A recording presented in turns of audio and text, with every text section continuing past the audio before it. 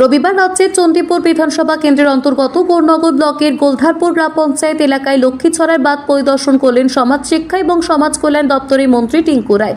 এদিন মন্ত্রীর সঙ্গে ছিলেন ঊনকোটি জেলার জেলাশাসক মেঘা জেন, বিডিও ওঙ্কার দেব সহ বিভিন্ন দপ্তরের আধিকারিকেরা। পরিদর্শনকালে মন্ত্রী জানান, বাঁধের কাজ প্রায় শেষের পথে, বাকি মাটি ফেলার কাজ আগামী 5 থেকে 6 দিনের মধ্যে শেষ করার নির্দেশ দেওয়া হয়েছে।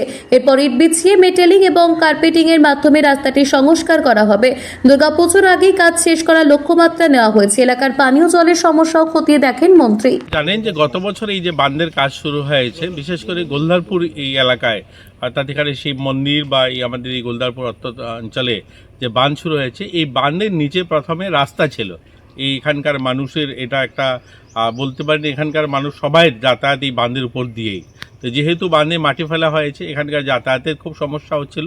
তো গতকালকে সবাই আমার সঙ্গে কথা বলেন এবং আজ ইঞ্জিনিয়ার, আমাদের জেলা শাসক সহ সবাই আমরা আসি এবং এখানে পরিদর্শন করি। এই বাঁধটা অলমোস্ট কমপ্লিট হয়ে আছে। তো আমাদের এখন লক্ষ্য হচ্ছে এটার উপরে ইট বিছিয়ে মেটলিং করা এবং কার্পেটিং করা। তো আমাদের সম্ভবত দুর্গাপূজার আগে আমরা এই কাজগুলো শুরু করব।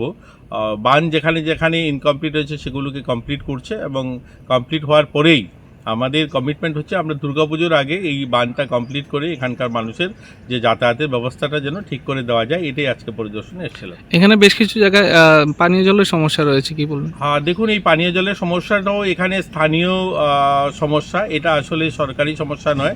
আমাদের দপ্তর কিন্তু এখানে একটা বোরিং করেছে, ডিপ টিউবওয়েল করেছে এবং এই ডিপ টিউবওয়েলটা চালুও রয়েছে। এই ডিপ টিউবওয়েলের মাধ্যমে প্রায় এখানকার 200-300 পরিবারকে জল দেওয়া যেতে পারে। কিন্তু এখানকার স্থানীয় যিনি এই জায়গাটা দান করেছেন, সেই ভদ্রলোক অবজেকশন করছেন। তিনি বলছেন যে আমাকে সরকারি চাকরি দিতে হবে।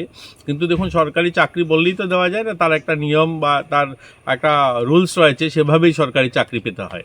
তো তিনি দাবি করছেন চাকরি দিতে হবে। তিনি কোর্টে গিয়েছেন, লোয়ার কোর্টে সেটার মামলা হয়েছে, সেখানেও কিন্তু মামলা সরকারের পক্ষে এসছে যে এখানে তিনি এইভাবে ক্লেম করতে পারেন না। তিনি পুনরায় আবার মামলা করেছেন। তো যাই হোক, এগুলো আইনি সমস্যার কারণে এখানকার মানুষ জলের সমস্যা ভোগ করছে। তো আজকে কথা বলে আমরা এখানকার যে আমাদের DWS এর স্টাফ যারা রয়েছে তাদের সঙ্গে কথা বলে অন্য গ্রাম থেকে জলের ব্যবস্থা করা হচ্ছে আপাতত সময় যেন তাদের এই জলের পরিষেবাটা দেওয়া যায়।